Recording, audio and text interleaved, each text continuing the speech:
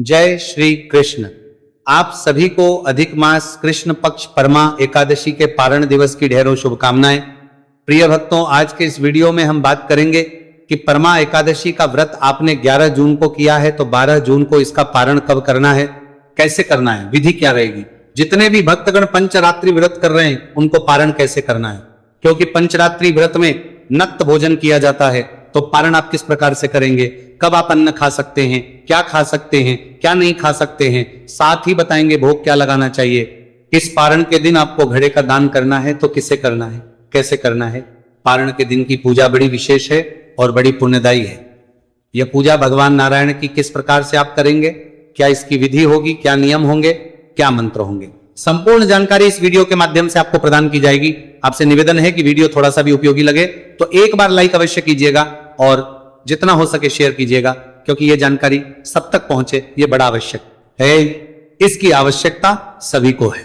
अपने की सफलता के लिए भगवान नारायण का आशीर्वाद प्राप्त करने के लिए कमेंट बॉक्स में अवश्य लिखिएगा ओम नमो भगवते वासुदेवाय या जय श्री हरि। आप देख रहे हैं सनातन धर्म का संसार ज्योतिष संस्थान का प्रतिष्ठित यूट्यूब चैनल सनातन धर्म का संसार धार्मिक। अगर चैनल पर नए हैं और सभी शास्त्रीय जानकारी पाते रहना चाहते हैं तो कृपया चैनल को सब्सक्राइब कीजिए और बेल आइकॉन को प्रेस कीजिए। आइए अब जानकारी आरंभ करते हैं। बात करते हैं कि पारण कब करना, कैसे करना, क्या नियम, क्या विधि। प्रिय भक्तों, जब भी हम पारण की बात करते हैं तो सबसे पहला प्रश्न उठता है कि यह पारण आवश्यक क्यों है, क्या आवश्यकता है पारण की। क्या अगर हम पारण नहीं करेंगे तो व्रत पूर्ण नहीं होगा। शास्त्र कहते हैं, पुराण कहते हैं कि यदि आप व्रत का पारण नहीं करते हैं तो आपको केवल और केवल 30% पुण्य ही प्राप्त होता है। आपका 70% पुण्य जो है वो नष्ट हो जाता है। 70% पुण्य आपको प्राप्त ही नहीं होता है और ये अनुचित विधि के साथ पारण किया जाए तो आपका संपूर्ण पुण्य नष्ट होता है। इसीलिए पारण किया जाना बड़ा आवश्यक है। पारण के कुछ मूलभूत सिद्धांत होते हैं। मूलभूत सिद्धांत हैं कि पारण कब करना चाहिए। वो जो 3 मूलभूत सिद्धांत हैं उनका पालन किया जाना बड़ा आवश्यक है। ऐसा नहीं कि सारे ही नियम बड़े आवश्यक होते हैं। देखिए, कुछ नियम ऐसे होते हैं जिनके बिना काम चल जाता है और कुछ नियम ऐसे होते हैं जिनके बिना कभी काम नहीं चलता। तो पारण के 3 मूलभूत सिद्धांत ऐसे हैं जो कभी भी आप अवॉइड नहीं कर सकते, नेग्लेक्ट नहीं कर सकते, जिनको इग्नोर नहीं कर सकते, उनको मानना ही पड़ेगा। उनकी अवहेलना करेंगे तो व्रत नष्ट होगा। उन 3 सिद्धांतों के बारे में हम बात करेंगे। पहला नियम कहता है कि पारण जो है व्रत के अगले दिन सूर्योदय के बाद किया जाना चाहिए, ये आप जानते भी होंगे। दूसरा नियम कहता है कि पारण द्वादशी तिथि में किया जाना चाहिए, परंतु यदि अगले दिन त्रयोदशी तिथि भी आ रही हो, क्योंकि कई बार द्वादशी युग का जब व्रत होता है तो त्रयोदशी आ जाती है, उसमें भी आप पारण कर सकते हैं। और तीसरा प्रमुख जो नियम जिस पे ध्यान देना है, जो आपसे गलती होती है, वो ये कि हरिवासन का समय द्वादशी तिथि में पारण करना होता। द्वादशी तिथि में हरिवासन का समय जब निकल जाए उसके बाद पारण किया जाना चाहिए। शुभ अशुभ समय आपको नहीं भी पता हो तो भी कोई बात नहीं, लेकिन हरिवासन के समय से पहले यदि पारण किया जाएगा तो व्रत निश्चित रूप से खंडित होगा। आप अगर पुराणों में देखेंगे तो बहुत सारी जगह पर इस व्रत को हरिवासन व्रत के नाम से भी कहा जाता है, क्योंकि हरिवासन वो समय होता है जब इस व्रत की प्रमुखता होती है। द्वादशी तिथि का वह समय जिसमें हरिवासन आता है, वो हरिवासन जब निकल जाएगा तभी पालन करना चाहिए। इसीलिए कई बार हम कहते हैं दोपहर 2 बजे बाद पालन करने के लिए, क्योंकि हरिवासन का समय देर से आ रहा होता है और यही बात है जिस पर अधिक ध्यान देने की आवश्यकता है। लोग कहते हैं कि पूजा पालन के लिए शुभ मुहूर्त क्या होगा। शुभ मुहूर्त को तो छोड़ दीजिए आप, हरिवासन निकल गया, द्वादशी तिथि का हरिवासन का समय निकल जाएगा और अगला दिन हो जाएगा तो सूर्योदय के बाद आप पालन कर सकते हैं। पर हरिवासन का ध्यान विशेष रूप से रखना है। अब प्रश्न उठता है कि यह पालन करना कैसे है। फिर मैं समझाऊंगा कि इस एकादशी पर हरिवासन का समय कितने बजे तक समाप्त हो जाए, या पालन आपको करना कब से कब तक है। अभी मैं एक बार नियम समझा देता हूं। क्या क्या नियम है जिनका आपको पालन करना है। सुबह स्नान आदि करके आपने पूजन आदि कर दिया होगा। अब एकादशी के दिन 11 त्याग कहे गए। वो 11 त्याग क्या है उनका ध्यान रखना है। मैंने कथा में भी वर्णित किया है, कथा में भी वृतांत आया है, मैंने पिछली वीडियो में भी आपको बताया था। विशेष रूप से ध्यान कीजिए कि इस दिन किसी पे क्रोध नहीं करना, हिंसा नहीं करनी, किसी की चुगली नहीं करनी, किसी की निंदा नहीं करनी, किसी की बुराई नहीं करनी। शांत हुए अपने दिन को व्यतीत कीजिए, भगवान के चरणों में मन को लगाते हुए दिन को व्यतीत कीजिए। इस दिन आपको भूल के भी चोरी आदि जैसा कृत्य नहीं करना चाहिए। ब्रह्मचर्य के नियम का पूर्णतः पालन किया जाना चाहिए और कोई भी निंदित कार्य, निंदित कृत्य इस दिन नहीं करना चाहिए। असत्य भाषण अर्थात झूठ नहीं बोलना चाहिए। इस प्रकार से इस दिन को व्यतीत कीजिए। सायंकाल को कीर्तन अवश्य करना चाहिए। कीर्तन की बड़ी महिमा है। अब कीर्तन तो हर जगह होते नहीं, तो क्या करें? हर जगह या तो मंदिर, और मंदिर है भी तो हर जगह कीर्तन नहीं होते। तो भगवान नारायण कहते हैं कि जो नाच गा के कीर्तन ना कर सके वो पाठ सुन के या पढ़ के कीर्तन का लाभ ले सकते हैं। कुछ स्तोत्र पाठ ऐसे कहे गए हैं जिनको पढ़ने या सुनने से कीर्तन का पुण्य मिलता है। तो बड़े मां कीर्तन कीजिए। रात्रि जागरण की बड़ी महिमा है। रात्रि को जागरण आपने अवश्य करना चाहिए। यूं तो पूरी रात्रि भर जागरण कहां है, नियम में भी आया है कि आपको सोना नहीं है एकादशी के लिए, पूरी रात्रि जागरण करना है। आप जागरण पूरी रात्रि ना कर पाए तो क्या करें? प्रयास करके 2 बजे तक तो कीजिए। और जागरण का भी प्राय ये नहीं है कि आप टीवी देख रहे हैं या इधर उधर की बातें कर रहे हैं, मस्खरी कर रहे हैं और जाग रहे हैं। जागरण का अभिप्राय है भगवान की भक्ति करते हुए। तो जो स्रोत पाठ में अपलोड करता हूं वही रात्रि जागरण में भी सुने जाने चाहिए। इससे आपका रात्रि जागरण पुण्य देने वाला होता है। तो इस प्रकार से कीर्तन करते हुए, रात्रि जागरण करते हुए समय को व्यतीत कीजिए। लोग 2 बजे या उसके बाद सो रहे हैं तो ध्यान दीजिए कि सूर्योदय से पहले आपने उठ के स्नान करना है। पारण वाले दिन अर्थात 12 तारीख को सूर्योदय से पहले उठ के स्नान करना है। इसके 2 कारण हैं। एक तो आपने एकादशी व्रत किया है, उसके पारण का दिन है। दूसरा बड़ा कारण, ये पुरुषोत्तम मास है। पुरुषोत्तम मास में सूर्योदय से पहले का स्नान परम कल्याणकारी और श्रेष्ठ पुण्य देने वाला है। और जो माताएं बहनें पंचरात्रि व्रत कर रही है उन्हें तो निश्चित रूप से अब 5 दिन सुबह उठ के जल्दी स्नान ही चाहिए। क्योंकि पंचरात्रि व्रत का केवल अभिप्राय ये तो नहीं कि आप केवल व्रत करें, आपको स्नान भी करना है, कथा महत्व में भी सुनना है और भगवान नारायण की पूजा भी करनी है और दान भी करना है। ये सब कार्य करने हैं। तो सुबह उठिए, स्नान आदि कीजिए, स्वच्छ वस्त्र धारण कीजिए और जो आपका पूजा स्थल है ना, यहां पर आसन लगा के बैठ जाइए। अब मैं जो जानकारी दे रहा हूं वो इस प्रकार से दूंगा जैसे कि जो हमारे नए दर्शक हैं जिन्होंने चौकी आदि नहीं लगाई थी वो भी पूजन आज के अनुसार कर सकें, और जिन्होंने कल चौकी लगा ली थी आज पूजन कर सकें। तो मैं आरंभ से करूंगा कि चौकी आपने लगानी है जिन्होंने चौकी नहीं लगाई थी कल, और उसके बाद फिर हम पूजन आरंभ करेंगे। सामग्री क्या चाहिए? भगवान नारायण का कोई चित्र स्वरूप या प्रतिमा आपके पास होनी चाहिए। उनको स्थापित करने के लिए चौकी लीजिए, चौकी पे बिछाने के लिए पीला वस्त्र लीजिए, अर्पित करने के लिए रोली, मौली, पान, सुपारी, लौंग, इलायची, धूप, दीप, नैवेद्य, पुष्प, चित्र और जनेऊ लीजिएगा। ये सारी सामग्री एकत्र कर लीजिए। पंचामृत बनाने के लिए कच्चा दूध, दही, घी, शक्कर और गंगाजल लीजिए। शहद का प्रयोग वर्जित है, इसीलिए में शहद प्रयोग नहीं होगा। ये सारी सामग्री आप एकत्र कर लीजिए। एकत्र करके और जो आपका पूजा स्थल है वहां पे बैठिए। एक लोटा लीजिए तांबे का, उसमें पहले थोड़ा सा गंगाजल भरिए, फिर शुद्ध जल भरिए और जो सामग्री है उस पर फूल के माध्यम से जल के छींटे दीजिए। जिस स्थान पर बैठ के आपने पूजन करना है उस स्थान पर जल के छींटे दीजिए। इससे यह स्थान पवित्र होगा, शुद्ध होगा। क्योंकि सामग्री जो आप लाए हैं ये आप तक पहुंचने से पहले न जाने कितने हाथों से निकली है, कौन किस अवस्था में था। तो शुद्धिकरण आवश्यक है।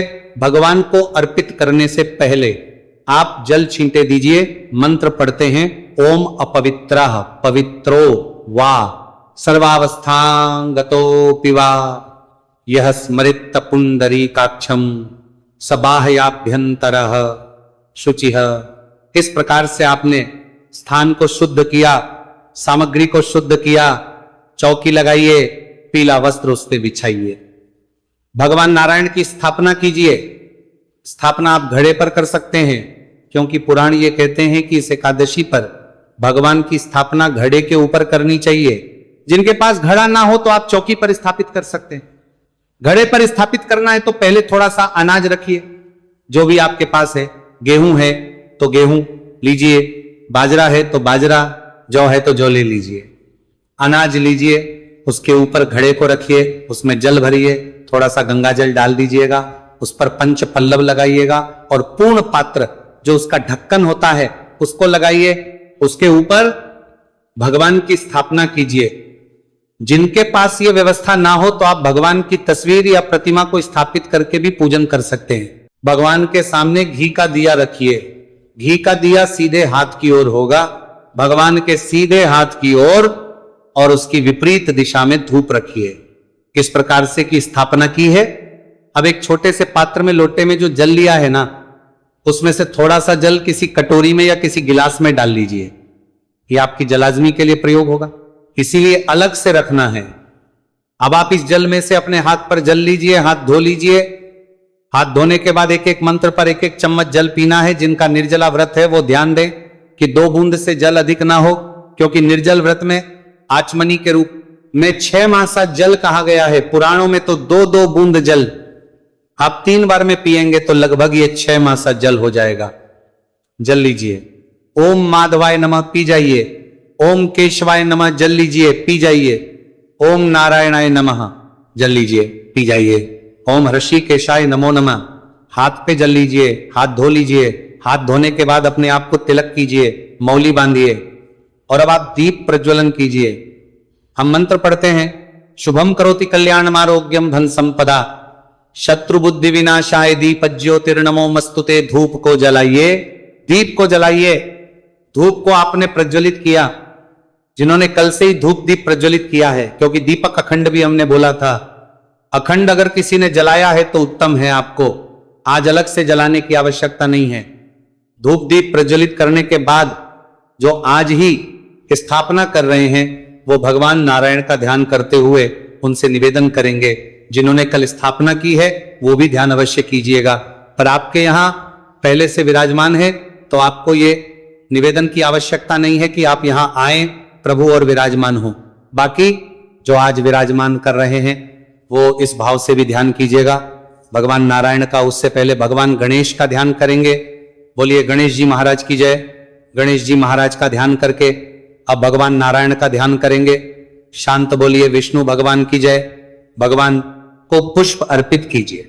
जो आज स्थापित कर रहे हैं वो इस भाव से कि प्रभु ये पुष्प हम आपको आसन के रूप में अर्पित कर रहे हैं, आप इन्हें स्वीकार करें और यहां विराजमान हो और हमारी पूजा स्वीकार करें। अब भगवान आ गए हैं, विराजमान हो गए हैं, तो हम कराएंगे भगवान को एक एक चम्मच जल भगवान के सामने कटोरी रख दीजिए, उसमें अर्पित कीजिएगा।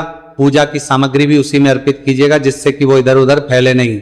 और जिनके पास प्रतिमा है ना, तो प्रतिमा को किसी पात्र में विराजमान कीजिए जिससे कि हम उनको अच्छे से स्नान आदि करा सकें। सबसे पहले पद्य अर्पित करेंगे। भगवान पैर धुलाइए। भगवान के ये भाव रखिए कि भगवान को आप पैर धुला रहे हैं। तस्वीर पर जो पूजन कर रहे हैं वो सामने रख के पात्र में एक कटोरी में जल अर्पित कीजिए 1 चम्मच, और जो प्रतिमा का पूजन कर रहे हैं वो भगवान को जल अर्पित कीजिए।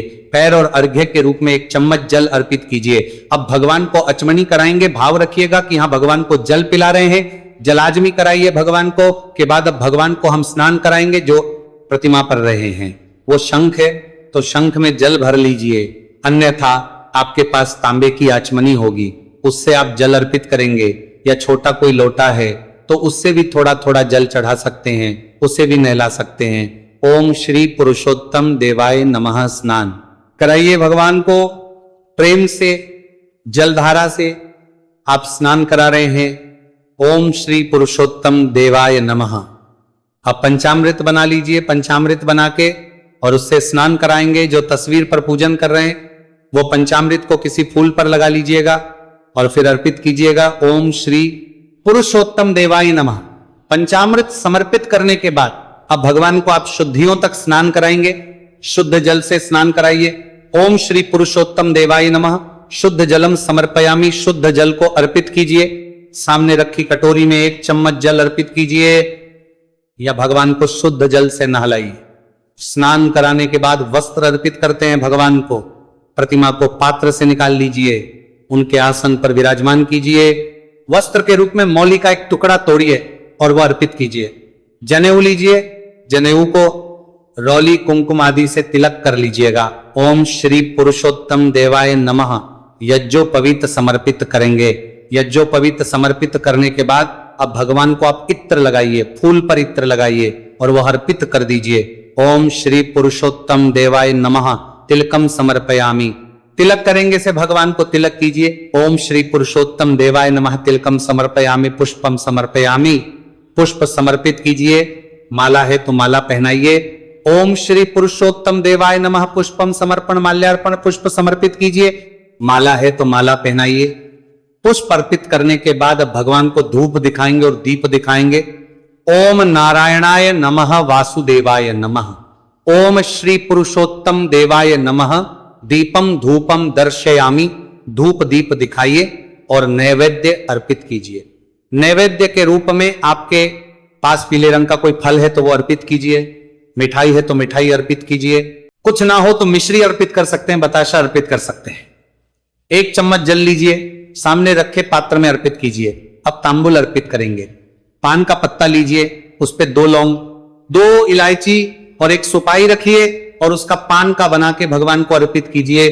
जो भी दक्षिणा चढ़ाना चाहते हैं वो दक्षिणा चढ़ाएं, हाथ जोड़ के नमस्कार करें। इसके बाद तुलसी माता की कथा है जो पारण के दिन सुनी जाती है। आप अगर हमारे साथ जुड़े हैं तो आपको YouTube पर आपको प्राप्त होगी कथा, सुनिएगा, फिर भगवान की आरती कीजिएगा।